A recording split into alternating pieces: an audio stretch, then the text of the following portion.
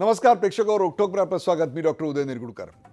8 नोव्हेंबरच्या रात्री पंतप्रधान नरेंद्र मोदी यांनी काळ्या पैशावर त्याची घोषणा अगदी अचानकपणे केली. याच्यामुळे दोन प्रकारच्या प्रतिक्रिया गेल्या काही तासात माझ्या समोर येत आहेत. एकीकडे अर्थतज्ञांनी पंतप्रधानांच्या या धाडसी निर्णयाचं प्रचंड स्वागत केलं, तर दुसरीकडे ज्यांच्याकडे 500 आणि 1000 रुपयाच्या नोटा आहेत त्यांची एकच धांदल उडाली. या नोटांना अचानक कागदाचा भाव आल्यानं सामान्य माणूस तर फार गोंधळून गेला. मग प्रवासात असणाऱ्यांचे, टोल नाक्यावर लांबच रांगा दिसायला लागल्या. हॉस्पिटलची बिलं भागवताना आणि मेडिकलच्या दुकानातून औषधं घेताना रुग्णांचे हाल झाले. रेल्वे बुकिंग मधून काळ्याचे पांढरे करायचा प्रयत्न झाला. रातोरात सोने खरेदी करण्याकरता झुंबड उडाली. काहींनी मंदिराच्या दिशेनं धाव घेतली, पण तिथेही जुन्या नोटा स्वीकारायला मंदिर व्यवस्थापनानं नकार दिला. घरात ठेवलेल्या नोटा बँकेमध्ये जमा करण्यासाठी आणि नव्या नोटा घेण्यासाठी बँकांपुढे रांगा दिसू लागल्या. एटीएम कधी सुरू होणार याची लोक चातकासारखी वाट पाहू लागले. आणि कहर म्हणजे आमच्या पुण्यामध्ये कचरा पेट्यांमध्ये हजारो रुपयाच्या नोटा सापडू लागल्या. काळ्या पैशाच्या विरोधातल्या सर्जिकल स्ट्राईकचे हे सगळे साईड इफेक्ट्स गेले 2 दिवस मी तुम्हाला दाखवतोय. हे सगळं सरकारला टाळता आलं नसतं का हो? काळ्या पैशाची साठवणूक करताना सरकारनं अब्दल घडवली हे चांगलंच झालं, पण सर्वसामान्य जनतेला जो आज त्रास सहन करावा लागला तो कमी करता आला नसता का? भ्रष्टाचार हा देशाला लागला सर्वात मोठा रोग आहे. त्यातून काळा पैसा निर्माण होतो. बनावट नोटांच्या माध्यमातून दहशतवाद इथं पोचला जातो. या रोगांना आळा घालण्यासाठी हे सर्जिकल स्ट्राईक अत्यंत गरजेचं होतं. पण सरकारचे जे उपाय आहेत ते पुरेसे आहेत का? सर्वसामान्य जनतेचा उडालेला गोंधळ टाळण्यासाठी सरकारनं काय पावलं उचलायला हवी होती? जनतेनं घरातला रोख पैसा नेमका आज कुठं गुंतवायचा? काही म्हणतात सोनं घ्या, काही म्हणतात शेअर खरेदी करा, काही म्हणतात घरं घ्या, घरांच्या किमती कोसळणार आहेत. काळा पैसा रोखण्यासाठी 500 आणि 1000च्या जुन्या नोटा रद्द केल्या. मग सरकारने पुन्हा 500 आणि 2000च्या नव्या नोटा चलनात आणण्याचं कारण काय? का ठरवलं एक प्रकारे काळा पैसा पुन्हा मार्केटमध्ये आणायचा आहे का? 1978 मध्ये तत्कालीन प्रधानमंत्री मोरारजी देसाई यांनी असाच निर्णय घेतला होता. मग आता 38 वर्षानंतर ठोक उत्पन्नाच्या 23% एवढा काळा पैसा इतक्या 38 वर्षात निर्माण कसा काय झाला? म्हणजे नोटा रद्द करणं हाच काळा पैसा बाहेर काढण्याचा एकमेव मार्ग आहे का? बेनामी जमिनी आणि बेहिशोबी मालमत्ता या स्वरूपातला काळा पैसा सरकार कसा शोधणार? रिअल इस्टेट उद्योगाला जीएसटी खाली आणणार का? आणि त्याहीपेक्षा त्याच्याही पुढे जाऊन हे सगळं आपल्या आजूबाजूला होत असताना रोख व्यवहारांच्या ऐवजी ई व्यवहारांना चालना आपण कधी देणार? सरकार ही जी की पावलं उचलत आहे त्यातून काळ्या पैशाचा रोग समूळ नष्ट होईल का? अशा प्रसंगी सामान्य जनतेनं काय करावं? आणि सर्वात महत्त्वाचं म्हणजे तुमची आमची जनतेची अर्थसाक्षरता कशी वाढणार? चला यासारख्या असंख्य प्रश्नांचा वेध घेऊयात आजच्या खास रोकठोक कार्यक्रमात. सर्जिकल स्ट्राईकचे साईड इफेक्ट्स.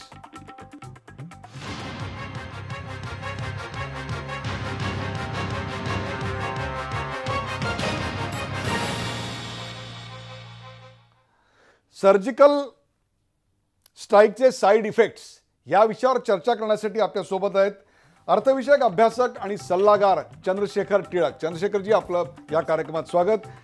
चार्टर्ड अकाउंटंट आणि डॉक्टरेट, चार्टर्ड अकाउंटंट आणि डॉक्टरेट जे भारतीय जनता पक्षाचे खासदार देखील आहेत आणि अर्थविषयक कमिटीचे सदस्य प्रमुख देखील आहेत, असे डॉक्टर किरीट सोमय्या आपल्याबरोबर आहेत दिल्लीहून. किरीटजी, आपल्या या कार्यक्रमात स्वागत. DS कुलकर्णी, प्रसिद्ध बांधकाम व्यावसायिक DS कुलकर्णी आपल्याबरोबर आहेत. DS कुलकर्णी, आपलं स्वागत. सुप्रसिद्ध सराफा व्यावसायिक आणि ज्वेलरी उद्योग क्षेत्रातलं अत्यंत महत्त्वाचं नाव असलेले फतेचंद रांका हे देखील पुण्यातनं आपल्या बरोबर आहेत. आणि अर्थविषयक अभ्यासक आणि डाव्या विचारसरणीचे एक विचारवंत असलेले अजित अभ्यंकर हे देखील आपल्या बरोबर आहेत. त्यांचंही या कार्यक्रमात स्वागत. जो सर्जिकल स्ट्राईकचे साईड इफेक्ट्स हा विषय आज आपण चर्चेला घेतला आहे. त्याचे 2 भाग आहेत. त्यातला जो पहिला मुद्दा आपण चर्चेला घेतोय तो आपण आपल्या टीव्हीच्या पडद्यावर पाहू शकता. आणि तो पहिला मुद्दा आहे, नोटा रद्द करण्याच्या निर्णयानंतर सरकारनं काय करावं? नोटा रद्द करण्याच्या निर्णयानंतर सरकारनं काय करावं? आपण थेट जाऊया किरीट सोमय्या यांच्याकडे. किरीट सोमय्या, 1978 मध्ये मोरारजीभाईंनी अशाच नोटा रद्द केलेल्या होत्या. तेव्हाही सांगितलं होतं की काळा पैसा नष्ट करण्याकरता आम्ही हे करतोय. 38 वर्षानंतर तुम्ही पुन्हा तेच करतायत. माझ्याकडे वर्ल्ड बँकेचा रिपोर्ट आहे. 23% GDPच्या 23% आत्ता काळ्या पैशामध्ये आहे. क्रिसिलचा रिपोर्ट 480 बिलियन इतक्या प्रचंड मोठ्या प्रमाणात आपल्याकडे काळा पैसा आहे असं सांगतोय.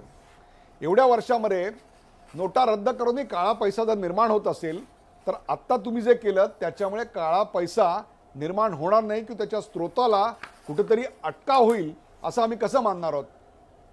किरीट सोमय्या. अगदी अगदी खरी गोष्ट आहे की कुठलं तरी एक पाऊल उचलून आपण थेटपर्यंत पोहोचू शकणार नाही, अंतिम लक्ष्य गाठता येणार नाही. वेगवेगळी पावलं उचलावी लागणार आणि एका वेळी एक पाऊल. म्हणून यावेळी मोदींनी सत्तेवर आल्यानंतर पहिलं आपण काय केलं, आपण सांगितलं की फॉरेन ॲसेट्स डिस्क्लोजर, त्यानंतर दुसऱ्या बाजूला जीएसटी, कारण की जीएसटी म्हणजे टॅक्स इव्हेजन कमी व्हावं. तिसऱ्या बाजूला आपण गेले 3-4 महिने इन्कम डिस्क्लोजर स्कीम चालवली आणि आता चौथं पाऊल जे आहे 500 हजाराचा नोटा बदलणे आहेत. उदय भाऊ, आता तुम्ही जे म्हणत होता सर्जिकल स्ट्राईकचे अडचणी हे ते, तर ही गोष्ट खरी आहे. पण या दोन प्रकारचे लोक आहेत. एक आहे की मला पैसे खर्च करायला, माझा वाईटचा पैसा खर्च करण्यासाठी बँकेतून मला 100-200 किंवा नवीन नोटा द्या. त्यांच्या अडचणी मी समजू शकतो. दुसरे कुणाची अडचण आहे की ज्यांना पैसे बदलायचे आहे म्हणजे काळाचं पांढरं करायचं आहे. ही जी लोक आहे ना, त्याच्यात संबंधित हे पाऊल आहे. ज्याच्याकडे सरप्लस काळा पैसा आहे त्यांना ही भीती आहे की माझा 5 लाख, माझा 25 लाख, मी कुठल्या तरी खोलीत 5 कोटी ठेवले आहेत, त्यांच्या नोटांचं काय होणार. तर त्यांचं काळं नाणं आता पांढरं होऊ द्यायचं नाही. त्यामुळे मोदींनी एकाच वेळेला म्हणजे 1 वर्षात पहिलं, दुसरं, तिसरं, चौथं पाऊल अजून पुढे जायचं आहे. म्हणजे अजून बरीच पावलं तुम्ही टाकणार आहात असं म्हणताय. परंतु चंद्रशेखर टिळक, 8 नोव्हेंबरला संध्याकाळी सांगण्यात आलं 8 वाजता की अशा प्रकारे आता 500 आणि 1000च्या नोटा रद्द करण्यात आल्या आहेत आणि 3 तासानंतर आमच्याकडे ATM बंद, बँका बंद.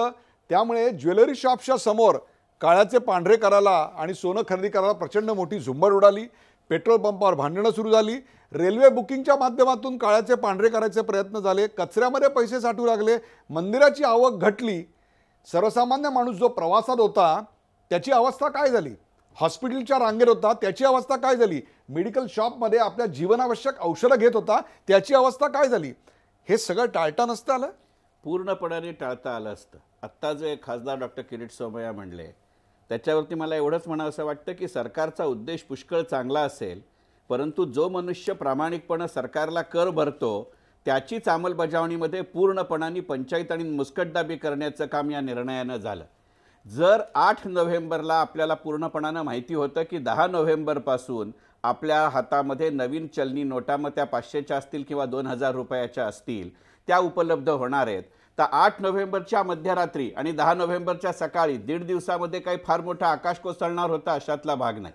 आपल्या देशाचा भौगोलिक आकार आणि वितरणातल्या अडचणी हे जर लक्षात घेतलं असतं, कारण हा निर्णय काही जरी त्या दिवशी जाहीर झाला असेल तरी सरकारी पातळीवरती एवढ्या मोठ्या निर्णयाची पूर्वतयारी बरेच दिवस आधी सुरू झाली असेल आणि अशा महत्त्वाच्या निर्णयाचा शेवटच्या टप्प्यातली जर आढावा घेतला गेला असता तर या संपूर्ण अडचणी दूर करता आल्या असता असं मला वाटतं.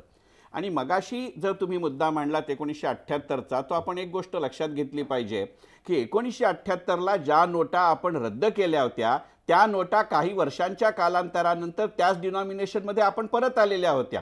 या निर्णयामध्ये तर भाषणाच्या पूर्वार्धामध्ये असं म्हणलं की 500 रुपये आणि 1000 रुपयाच्या त्यावेळेला अस्तित्वात असलेल्या नोटा यापुढे लीगल टेंडर राहणार नाहीत.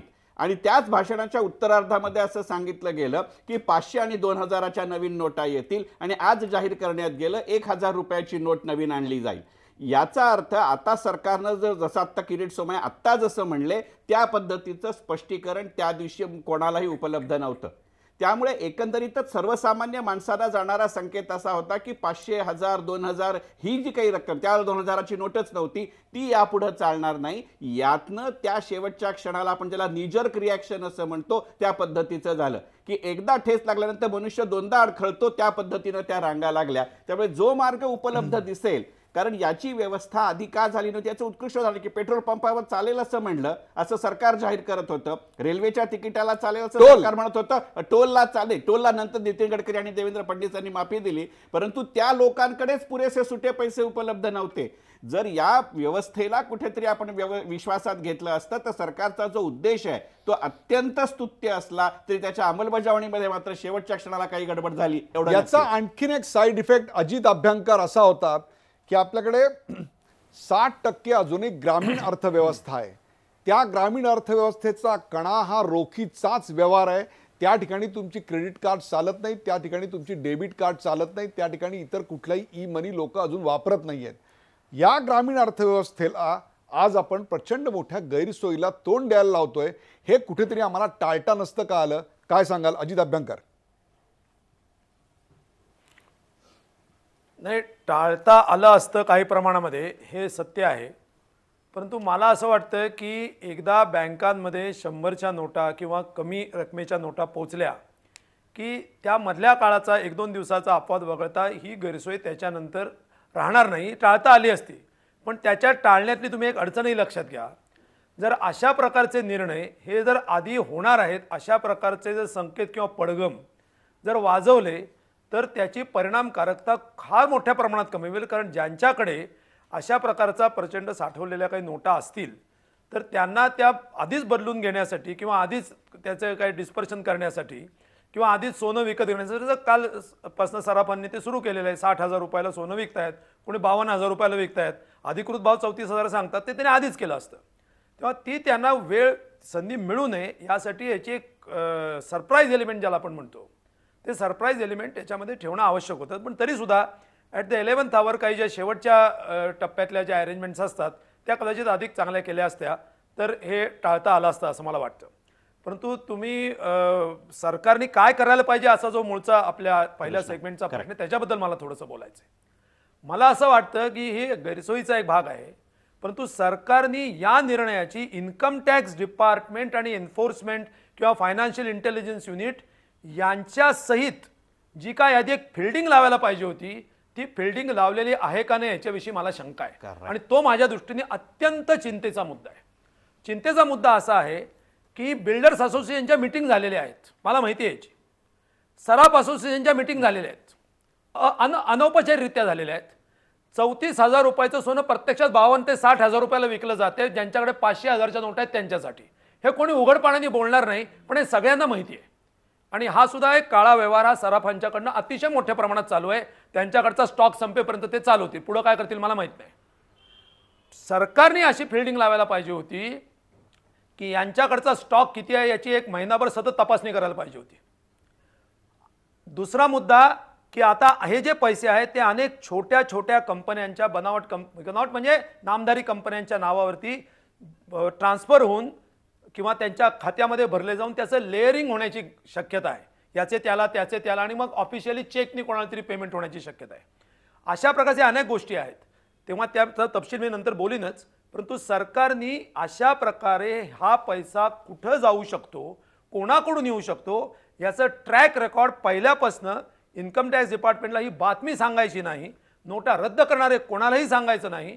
परंतु त्याची फिल्डिंग जर लावली असती तर तुम्ही हे असं आहे लक्षात घ्या, तुम्ही एखाद्या एरियाला वेढा घातलाय, तुम्हाला असं वाटतं की या ठिकाणी काहीतरी बेकायदेशीर वस्तू आहेत, माणसं आहेत, तर तुम्हाला नक्की माहिती नाहीत कोण आहेत ती. तुम्ही एखाद्या एरियाला वेढा घालता, पोलिसांनी वेढा घातल्यानंतर कुठल्या व्हेकलमधनं काय जाऊ शकतं याची जर तुम्ही आधी पूर्वतयारी केली नाही ते ब्लॉक करण्याची, त्याचं जर आधी प्रेडिक्शन केलं नाही आणि त्याची जर पूर्वतयारी केली नाही तर त्याच्यासाठी इन्कम टॅक्स डिपार्टमेंट, तुम्ही आता मगाशी सांगितलं त्या तुमच्या आधीच्या बातमीमध्ये की इन्कम टॅक्स डिपार्टमेंटच्या धाडी त्यांनी कुठे धाडी घातल्या मला माहिती नाही. आणि इन्कम टॅक्स डिपार्टमेंटने कुठे जाहीर केलं रेव्हेन्यू सेक्रेटरीनी हा जो पैसा आहे 2.5 लाखापेक्षा जास्ती पैसे आढळले तर 200% दंड लाव, हा कुठल्या नियमाने लावतील मला माहिती नाही. याची इन्कम टॅक्स डिपार्टमेंटला विश्वासात घेऊन त्यांनी चर्चा केलेली आहे असं मला वाटत नाही, निदान माझ्या माहितीनुसार त्यांनी केलेली नाही.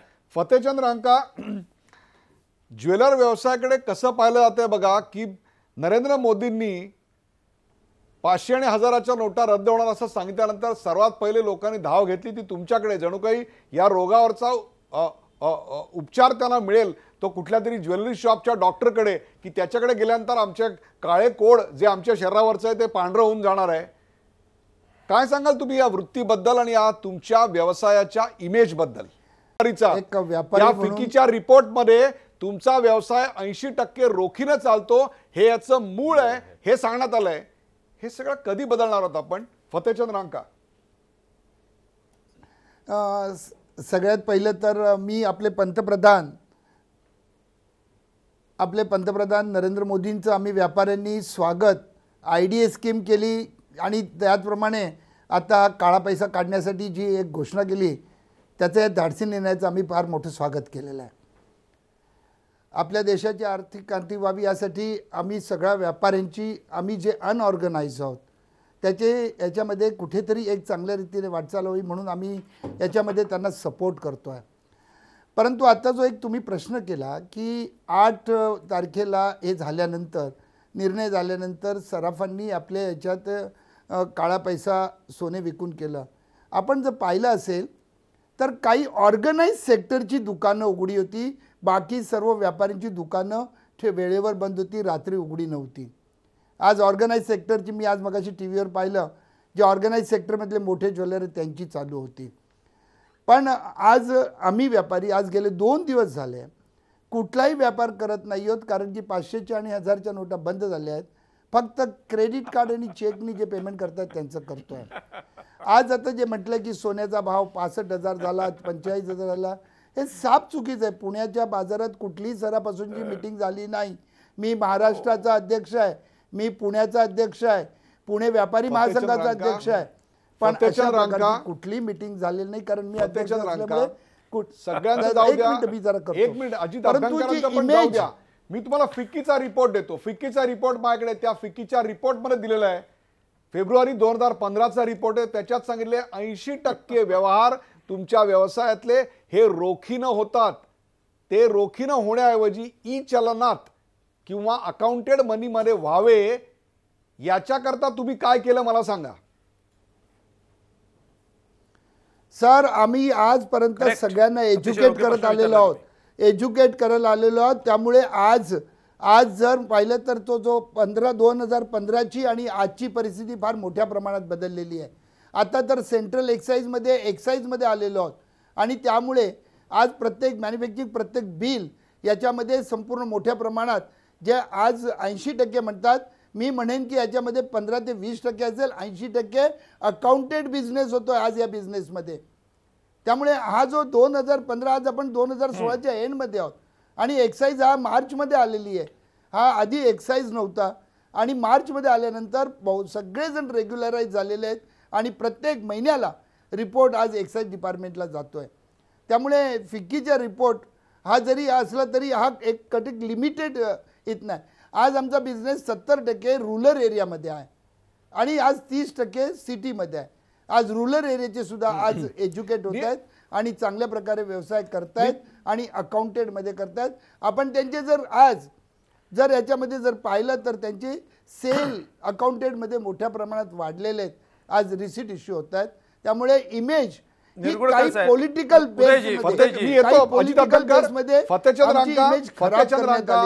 आम्ही दृश्य दाखवले. फतेहचंद रांका, आम्ही दृश्य दाखवले. रात्री 3-3 वाजेपर्यंत 8 नोव्हेंबरला कुठली देवपूजा चालली होती तिकडे मला सांगा. फक्त आणि ते पण तुम्ही माहिती कुठल्या ऑर्गनाइज सेक्टरचं दुकान होतं. तुम्ही या संस्थेचे अध्यक्ष, तुम्ही या संघटनेचे अध्यक्ष म्हणून त्यांच्यावर कारवाईची मागणी करता का? 100% करणार. कारण 12 वाजेपर्यंत तुम्हाला नोटा चालणार होत्या आणि जर त्याचा गैरउपयोग करणार असेल तर मी आज ओपनली मी आज सरकारला विनंती करतोय की अशा पद्धतीने जर आपल्या कुठल्या कायद्याची किंवा निर्णयाची जर अंमलबजावणी जर करत नसतील तर त्यांच्यावर कारवाई करावी. DS कुलकर्णी, आज काय महत्वाचं आहे? लोकांना आत्ताचा होणारा त्रास आहे, टोलवर त्रास आहे, हॉस्पिटलमध्ये त्रास आहे, मेडिकल शॉपमध्ये त्रास आहे, सगळ्याच ठिकाणी आता त्रास होतोय. तो त्रास आम्ही बघायचा आहे का काळा धंदा करणाऱ्यांना चाप बसतोय याच्याकडे जास्त महत्त्व द्यायचं. What is more important? कुठल्या दृष्टीने आपण एक उद्योजक म्हणून याच्याकडे बघता? DS कुलकर्णी. एक तर जो काही हा क्रांतिकारी निर्णय दिला त्याला सगळ्यांनी साथ दिली पाहिजे. माझ्याकडे अगदी ग्रामीण भागातला भाजीवाले जो सकाळी मी पपई घ्यायला जातो ते म्हणले हा दाढीवाला बाबा चांगलं करतं, आम्ही त्रास सहन करू. आज देशाची जर काळा पैसा जाणार असेल, भ्रष्टाचाराची कीड संपणार असेल तर जनतेने 2 दिवस त्रास सहन करून घ्यायला काही हरकत नाही, अशी मेजॉरिटी टेंडन्सी आहे. त्रास होणारच ना, एखादं तर कॅन्सरचं ऑपरेशन करायचं, रेडिएशनचा त्रास होणार, पण तुम्हाला बरं व्हायचं आहे. सो नॅचरली हा जो काही त्रास होतो हा सहन करण्यासारखा आहे. मोदी सरकारने ताबडतोब आज बँका उघडून पैसे उपलब्ध करून दिलेले आहेत. आज आमच्या ऑफिसच्या स्टाफने कौतुकाने 2-2 हजारच्या नोटा दाखवल्या, म्हणजे मिळायला लागल्या त्यांना. सो हे चांगलं केलं आहे. पण अभ्यंकरांनी सांगितलं त्याच्याशी मी सहमत आहे, यांनी फेडिंग लावली नाही. यांचं इंटेलेक्च्युअल डिपार्टमेंट जबरदस्त असताना एक सामान्य माणसालाही कळतं की तुम्ही जसं बंद करणार तसं सगळीकडे उड्या पडणार. मग पेट्रोल जे छोटे मध्यमवर्गीय आहेत बिचारे मारुती चालवणारे त्यांनी पेट्रोलमध्ये टाकले, त्यांचे ब्लॅक मनी नव्हते, मग उद्या 500 कोण घेणार म्हणून त्यांनी टाकले. पण शेवटी डायमंड आणि सराफ बाजार जो, सॉरी माझ्या शेजारी बसले रांकासाहेब तुम्ही रागू नका, आजही जबरदस्त चालू आहे. जर व्हॉट्सॲप बघितले एक एक जे येत आहेत आम्हाला बिल्डर मंडळींना येते की आजची काय काय परिस्थिती आहे.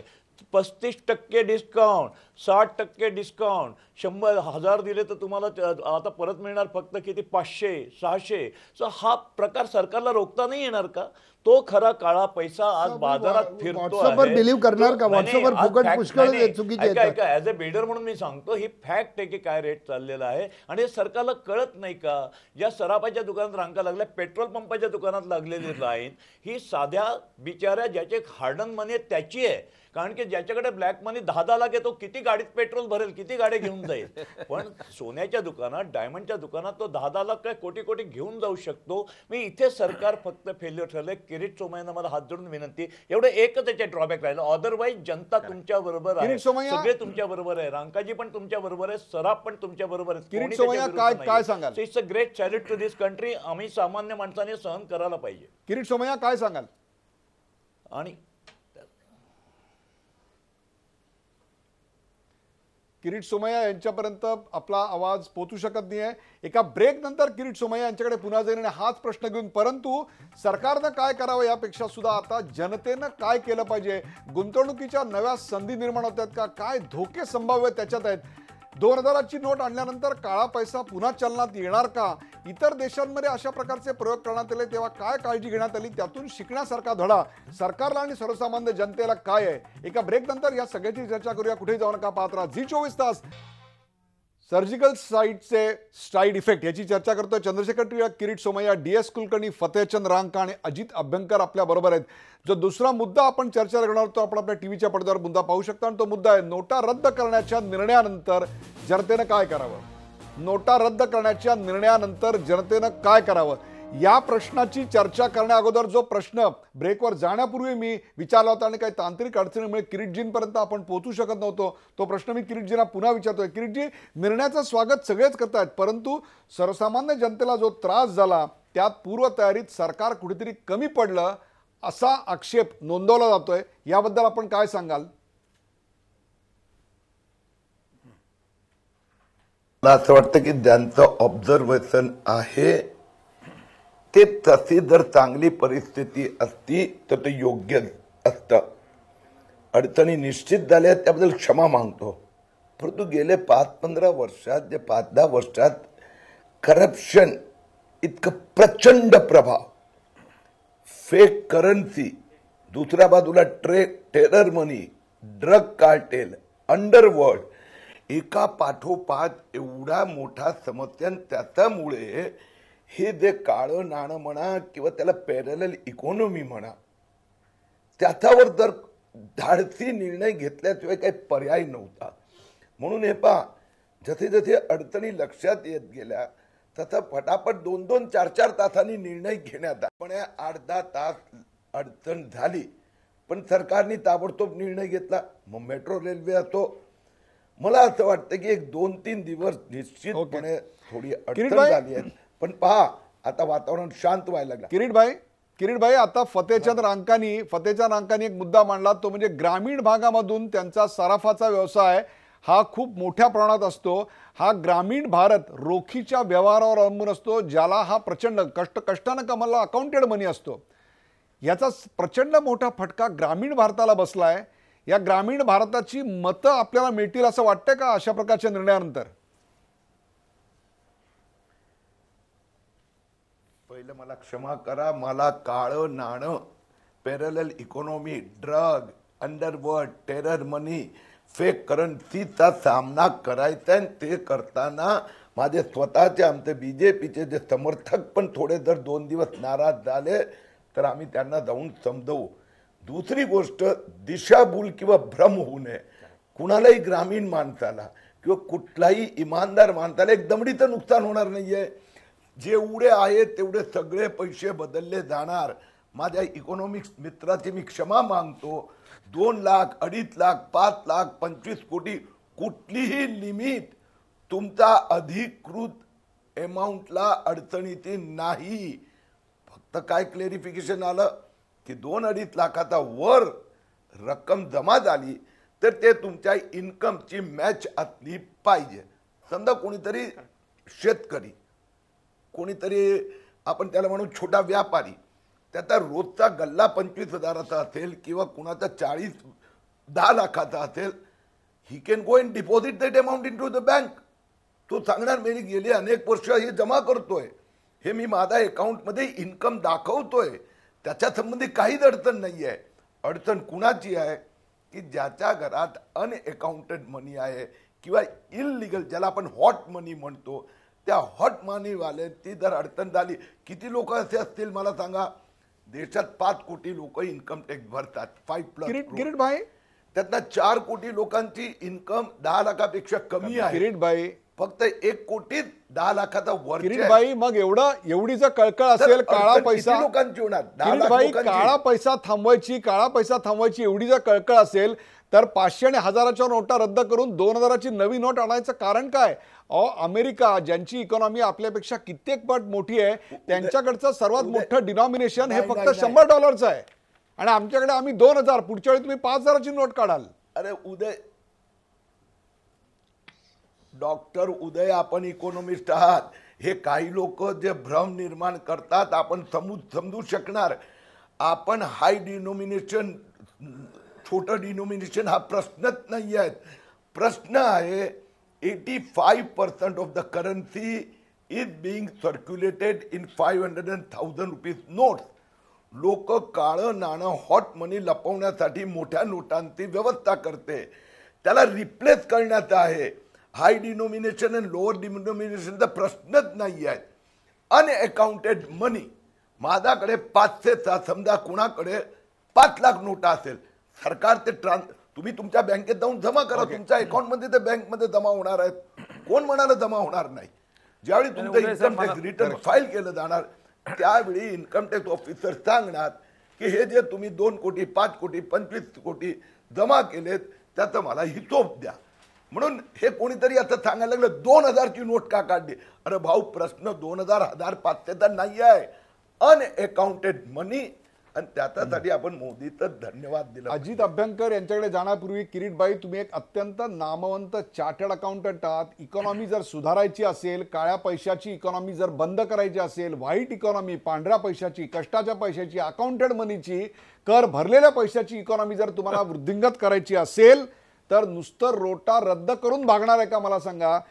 कर वसुली, कराची परिपूर्ती आणि एकूणच पांढऱ्या पैशाचा प्रसार, एकूण व्यवस्थेच्या त्यांचा टक्का वाढवणं. आज आमच्याकडे 23% पैसा काळा पैसा आहे, फक्त 76-77% हा पांढरा पैसा आहे.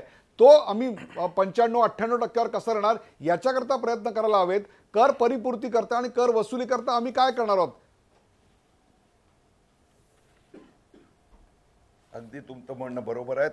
म्हणून आपण पहिलं प्लॅनिंग केलं, आधार कार्ड सगळ्यांना, त्यानंतर सगळ्यांचं बँक अकाउंट, सगळ्यांना सोशल सिक्युरिटी, आणि तुम्ही जे म्हणताय त्या दिशेने GST एक पाऊल आहे. दुसरं पाऊल जे असणार ते जे डिरेक्ट इन्कम आहेत, त्या डिरेक्ट इन्कममध्ये पण आपण जे म्हणतात करांचं प्रमाण, कर म्हणजे पर्सेंटेज ऑफ टॅक्स नाही, परंतु अधिकाधिक लोक, कारण की आपण बघतो की प्रोफेशनल, म्हणजे मी एक छोटं उदाहरण देतो बघा, परत माझ्या मतदारांना मी स्पर्श करतोय, पण तो जो प्रोफेशनल असेल, तो माझा चार्टर्ड अकाउंटंट बंधू असला तरीही जर तो रोकड्यात पैसे घेत असेल आणि टॅक्स इव्हेजन करत असेल तर त्यांनाही जाऊन आम्हाला हात जोडावे लागणार की आता प्रोफेशनली, मग तो चार्टर्ड अकाउंटंट असतो, वकील असतो, डॉक्टर असतो, तुम्ही केसमध्ये पैसे घेणे बंद करा, कमी करा, थोडा टॅक्स समाजासाठी हाच गेला तर तर खरा काय मुद्दा आहे. हरकत आहे? किरीटभाई, हे किरीटभाई. वातावरण पण आपल्याला तयार करावं लागणार. किरीटभाई, हाच तर मुद्दा आहे. अजित अभ्यंकर, याच्यावर तुमची प्रतिक्रिया व्यक्त करण्या अगोदर तुम्हाला नंतर चंद्रशेखर टिळकांना मी हाच प्रश्न विचारणार आहे. आमच्याकडे रोकड रकमेचे व्यवहार इतक्या प्रचंड मोठ्या प्रमाणावर का होतात? इथे ग्रामीण अर्थव्यवस्था आहे म्हणून, किंवा व्हाईट इकॉनॉमीसाठी आमच्याकडे सोयी सुविधा नाही आहेत म्हणून, का इथली समांतर अर्थव्यवस्था आमच्या जीवनाचा अविभाज्य भाग बनली आहे म्हणून? मुळामध्ये आपण आता रोखीचे व्यवहार एवढ्या मोठ्या प्रमाणात का होतात त्याची अनेक कारणं आहेत, परंतु त्याच्या सर्व तपशिलात आपल्या थोड्या वेळात जाणं शक्य नाही.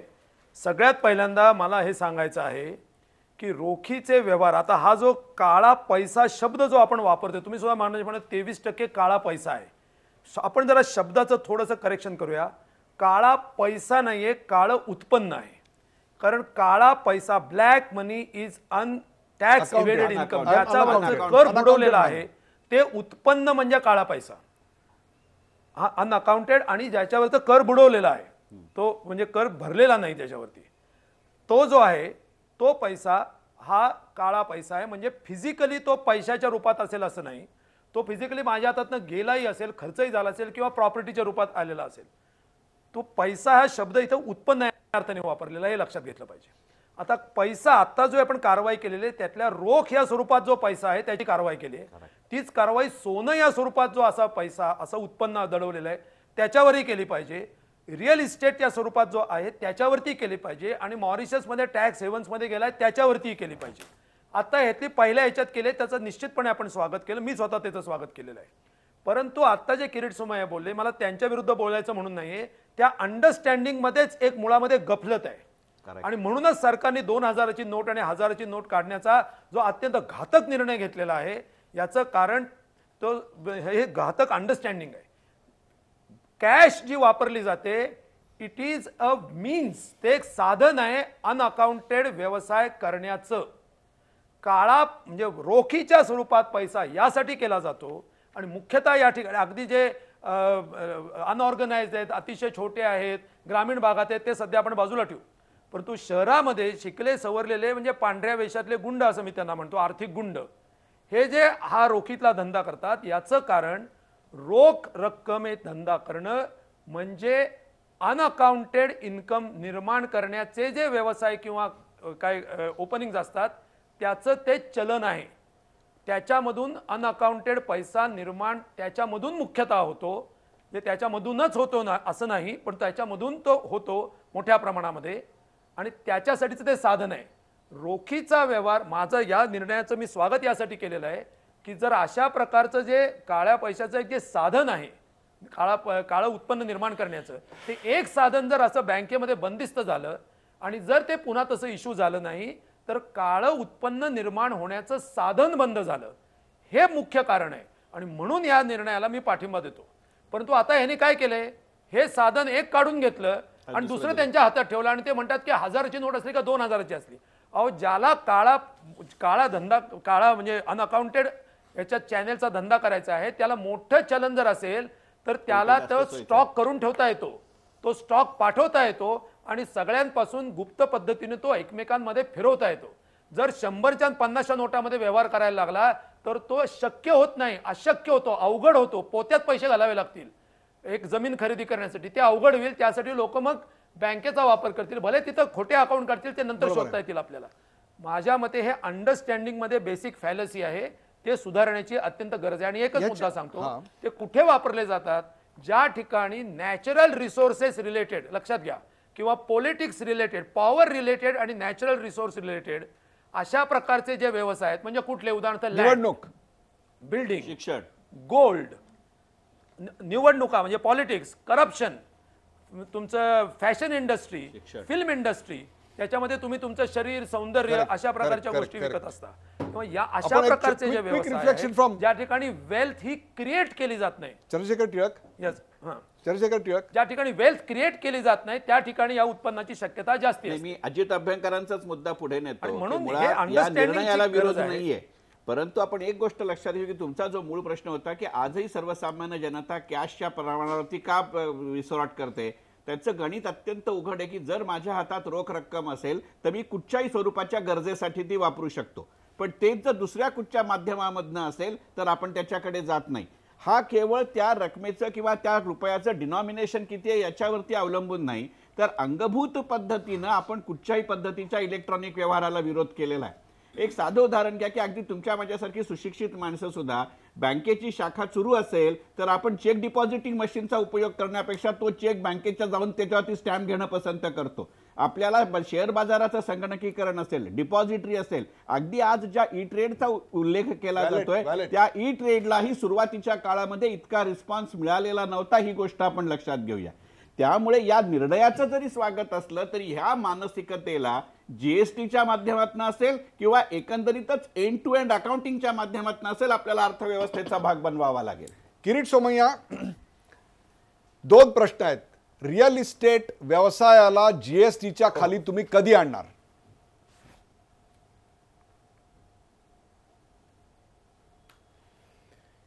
एक याचा आधी एकच छोटं 1-2 वाक्य बोलतो की पहा हा निर्णयाचा किती मोठा परिणाम आहे.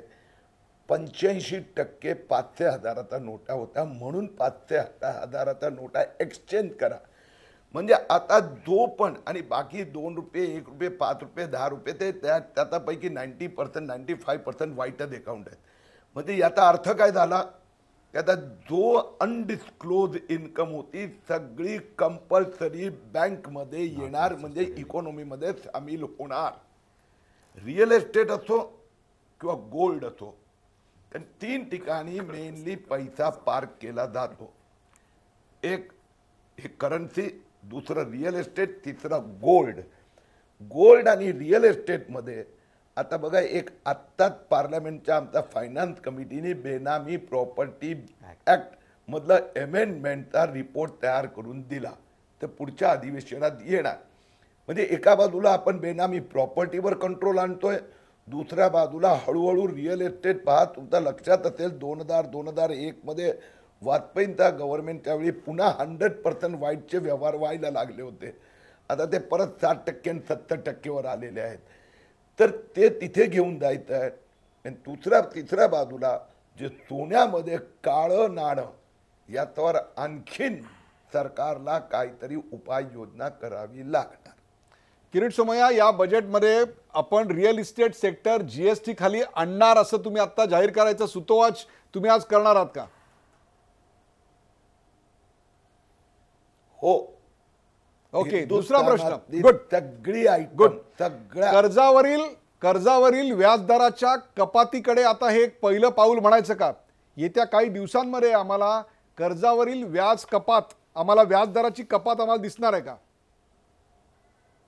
हे सगळं जनतेसाठी अत्यंत महत्वाचं आहे. निश्चितपणे बघा 2 निर्णय झाले. रिझर्व्ह बँकेने एक नवीन गव्हर्नरने आल्याबरोबर या दिशेने सुतोवाच केलं. दुसरं, आपण एक फार मोठा पॉलिसी डिसिजन घेतला की व्याज कपात याच्या संबंधी एक एक्सपर्ट लोकांची कमिटी विल डिसाइड. तिसरी गोष्ट, हळूहळू जे बँका जे एकंदर इंटरेस्ट दर कमी झाल्यानंतर पास ऑन करत नाही त्याला पुश करून प्रेशर आणणं.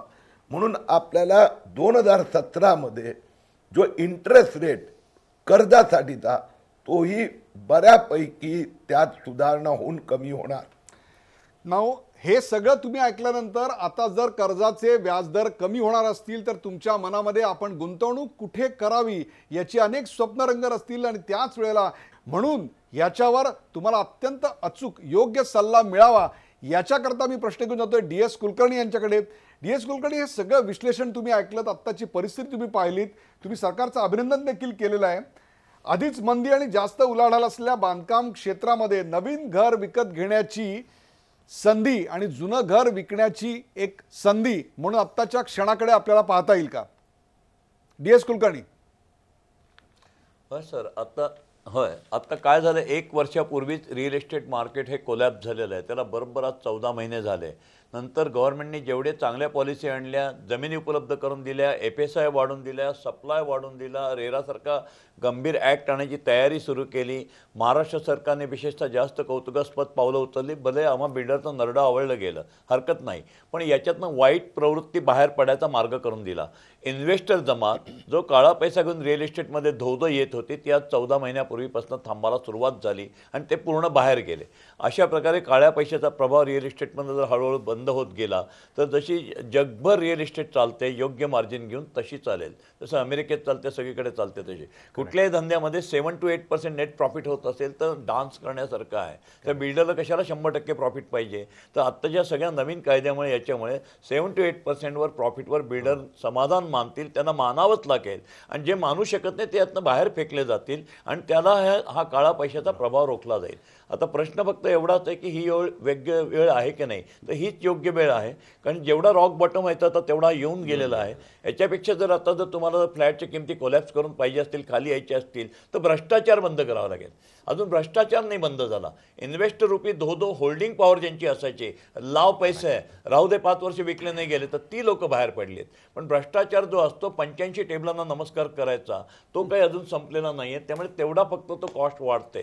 तो जर यांनी संपवला तर तोही आज आनंदाचा क्षण आला असता. पण आता परत जर तुम्ही 2000च्या नोटा आणल्या तर ॲज अ बिल्डर गेल्या 45 वर्षाचा अनुभव, टेबलाखालील टेबलावरती आता नोटांचे आकार बदललेत, पण तेच चालू राहील. त्याच्यामुळे तिथे काही कमी होईल असं दिसत नाही. पण आता मात्र घराच्या किमती याच्या पुढे कोलॅप्स व्हायची शक्यता नाही आणि वाढायची पण शक्यता नाही. आता ॲक्च्युअली युजरचं मार्केट सुरू झालं आहे आणि खरोखर मध्यमवर्गीयांना किंवा यांना समाधानकारक घरं मिळतील आणि याच्यात चांगल्या प्रवृत्तीचे, सतप्रवृत्तीचेच उद्योजक किंवा बिल्डर राहू शकतील आणि वाईट प्रवृत्तीचे आपाप का बाहेर जातील? कारण मार्जिनच संपलं आहे. इथं मार्जिन राहिलेलंच नाहीये आणि याच्याकरता आम्ही सरकारचं अभिनंदन करतो. शेवटी कुठल्याही इंडस्ट्रीला रिझनेबल मार्जिन मिळालं की माणूस खुश असतो, बाकी काय. फतेचंद रंकाजी, गृहनिर्माण आणि घर खरेदीच्या व्यवसायात नेमकी काय परिस्थिती आता आहे आणि काय परिस्थिती येऊ शकते? गुंतवणुकीच्या काय संधी आहेत आत्ताच्या या सगळ्या बदलानंतरचा, त्याचं विश्लेषण आपण ऐकलं. तसंच सोने खरेदीच्या बाबतीत आपण काय सांगाल? सोने खरेदीसाठी हाच तो 3.5 मुहूर्तांमधला मुहूर्त म्हणायचा का, की जिथे आपण सोने खरेदी आत्ता करायला हवी? म्हणजे वैध पैशानी म्हणतोय मी, वैध पैशानी नाही. गेल्या 2 वर्षापासून या सुवर्ण व्यवसायाला फार मोठी आणि कमतरता आलेली आहे. म्हणजे 40% रेसेशनवर, 50% रेसेशनवर गेलेलं आहे. आज याच्यामध्ये सेंट्रल एक्साईज आहेत. नंतर काय झालं की कस्टम ड्युटी जी आधी 1% आणि 2% होती ती 10%वर गेली आहे. त्यामुळे भयंकर भाव वाढलेले आहेत. आणि त्याचप्रमाणे 1% एक्साईज ड्युटी आली, 1.2 आपलं वॅट आलेलं आहे. अनेक प्रकारचे LBT वगैरे अजूनही अद्याप आहे. अनेक प्रकारचे कायदे आले आहेत. KYC आलेली आहे. TCS म्हणजे टॅक्स कलेक्शन ॲक्ट, 2 लाखाच्या वर खरेदी केली तर टॅक्स आहे, 5 लाखाच्या वर दागिने खरेदी केले टॅक्स आहे. त्यामुळे आज या व्यवसायाकडे येणारा वर्ग थांबला आहे. फक्त आता काही ज्यांना जी आवश्यकता आहे, आपण पाहिले दसरा, दिवाळी वगैरे जी पूर्वी जी गिराईकी होती ती आता कमी झालेली आहे. आणि आज हा जो अनऑर्गनाइज सेक्टरमध्ये आज ऑर्गनाइज सेक्टर कॉम्पिटिशन करून हा एक व्यवसाय फार खाली गेलेला आहे. म्हणून याच्यामध्ये आज आता जे काही आज GST येत आहे आणि त्याचंही आम्ही फार मोठ्या प्रमाणात स्वागत करतो आहे. GSTमध्ये अजूनही आज जे 70% आमचे ज्वेलर्स रुरल एरियामध्ये आहेत ते याच्यामध्ये येऊन ते GSTमध्ये आज जेव्हा संपूर्ण अपलोड करतील त्याच्यातनं अजूनही त्यांच्यात सुधारणा होईल. आणि मी एक खात्री सांगतो की संपूर्ण भारतामध्ये महाराष्ट्र असा एक प्रदेश आहे किंवा आपलं स्टेट आहे की जिथे सोन्याचे व्यवहार आज 80 ते 90% अकाउंटमध्ये चालत आहेत. मी संपूर्ण भारतभर फिरलेलो आहे, कारण ॲक्शन कमिटीचा चेअरमन होतो ऑल इंडियाचा, आणि त्याच्यातनं मी पाहिलेलं आहे. तर महाराष्ट्र हा 1 नंबर आहे जिथं आज अकाउंटेड फार मोठ्या सर्जिकल स्ट्राईकचे साईड इफेक्ट्स या विषयावरची रंगलेली माहितीपूर्ण चर्चा आपण ऐकलीत. काळ्या पैशाच्या विरोधात नरेंद्र मोदी सरकार एक निर्णय घेत आहे. लवकरच आणखी कडक पावलं उचलली जातील असं भाजपचे खासदार किरीट सोमय्या यांनी आज आपल्याला सांगितलं. सरकारनं घेतलेला हा निर्णय अत्यंत स्तुत्य असला तरी अंमलबजावणीमध्ये काही प्रमाणात घोळ झाला, त्यामुळे सामान्य जनतेचा जो गोंधळ उडाला तो टाळता आला असता, असं चंद्रशेखर टिळक म्हणाले. मोदी सरकारनं आयकर खात्याला विश्वासात न घेता, पर्यायी फिल्डिंग न लावता नोटा रद्द करण्याचा निर्णय घेतला, याकडे अजित अभ्यंकर यांनी आपलं लक्ष वेधलं. ज्वेलर संघटनेचे फतेहचंद रांका यांनी पंतप्रधानांच्या घोषणेचं स्वागत केलं. त्याचवेळी अवैध मार्गानं काळा पैसा पांढरा करून देणाऱ्या सराफांवर कारवाई करण्याची मागणी करण्याची महत्त्वपूर्ण घोषणा त्यांनी या कार्यक्रमात केली. तर काळा पैसा संपवण्यासाठी जे उपाय सरकार आखतंय त्यामुळे जनतेला आत्ता थोडाफार त्रास सहन करावा लागेल, पण कॅन्सरसारखा उपाय करायचा तर केमोथेरपीचा त्रास सहन करावाच लागेल, असं मत बांधकाम व्यावसायिक DS कुलकर्णी यांनी व्यक्त केलं. सध्याच्या परिस्थितीत सामान्य जनतेची अर्थसाक्षरता कशी वाढीला लागेल या दृष्टीनेही प्रेक्षको यावेळी चर्चा झाली. प्रेक्षको, जगातल्या सगळ्या देशांना आणि सगळ्या माणसांना एकच भाषा समजते आणि ती म्हणजे पैशाची भाषा. त्याचवेळी पैशाचं प्रेम हे जगातल्या सगळ्या रोगाचं मूळ आहे, हे देखील आपण लक्षात घेतलं पाहिजे. याआधी Japan, Zimbabwe, Singapore, Fiji, Philippines अशा अनेक देशांनी काळा पैसा रोखण्याचे प्रयोग केले. ऑस्ट्रेलियानंतर नक्कल करता येणार नाहीत अशा नोटा देखील बनवल्या. पाकिस्तानातही आपले शेजारी पाकिस्तान त्यांच्याकडे हा प्रयोग लवकरच सुरू होणार आहे. 2014च्या लोकसभा निवडणुकीआधी नरेंद्र मोदींनी काळा पैसा शोधून काढण्याचं आश्वासन दिलं होतं. बोले तैसा चाले या उक्तीनुसार आता मोदींनी पावलं उचलायला सुरुवात केली आहे.